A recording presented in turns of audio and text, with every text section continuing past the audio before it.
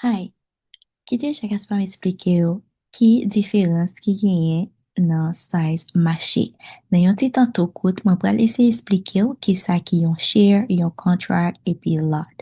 Si yon son moun ki abite investi ou bien trade, ou kapab wè mou sa yo tre souvan. Video sa se pou moun ki debitan, ki abite wè mou sa yo, men ki pa vreman konen ki diferans ki genyen entre yo. Share, contract, epi lot. Yon share se sa ki nou rele yon pati.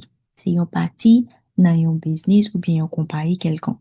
Mwen reme par exemple mache paske nou vreman abiti ansama vek ale nan mache Haiti. Si ke ou yon machan ki yon biznis ou bien yon moun ki posede yon bagay, ou ta reme pran yon pati la den ou bien investi la den ou jist di mwen ta reme investi ou bien vin yon propriyete nan biznis wan. Mwen ta reme gen yon aksyon nan biznis wan. E si moun a di oui, konya la ou vin yon propriyete nan kompanyi sa.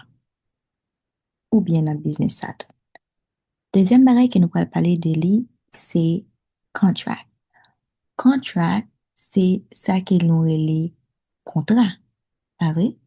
Sa ve di yon kontra, se yon akon ke ou fe ou kapab achete ou bien vande. Sa ve di yon kontra ou pa ka bay manti la den ou si pose respekte l.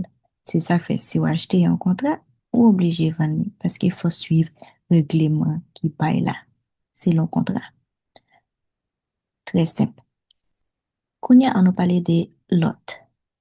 Yon lot ou bien yon lo, L-O, sa ki nou reme di, machan, bam yon lo zoranj, bam yon lo zoranj si. Just pou konteks, ok? Sa ve di yon lo se kantite ya. Kantite ki genye an dan chak ti gen bagay. Sa ve di, yon lo zoranj ka genye 5 a 4 zoranj la dan. Yon lo tomat ka genye 5 a 4 tomat la dani. Konya la, mwen ta reme pou nou mette konteks sa nan moun kap trade. Le yon moun ap trade le plus souvent, gen 3 bagay ki yo kapab trade. Kapab trade nan stock, futures options, forex, e an pelot ankon. Le yon nan stock, sa ki yo trade lan li rele yon share. Le yon nan futures ou bien yon option, sa ki yo trade lan li rele contract. Le yon nan forex, sa ki yo trade lan li rele lot. Le yon nan share, ou oblije pran yon ou bien 100, jiska 100. Ou bien jiska kantite ke kompanyen kapab pa ou la. Le ke ou nan kontra, pa ple sa ke mso di tale, wap oblije achete ou bien van. E pi, le ou genyon lot, se kantite ke ou genyen ou bien ke ou pran an dan yon kontra.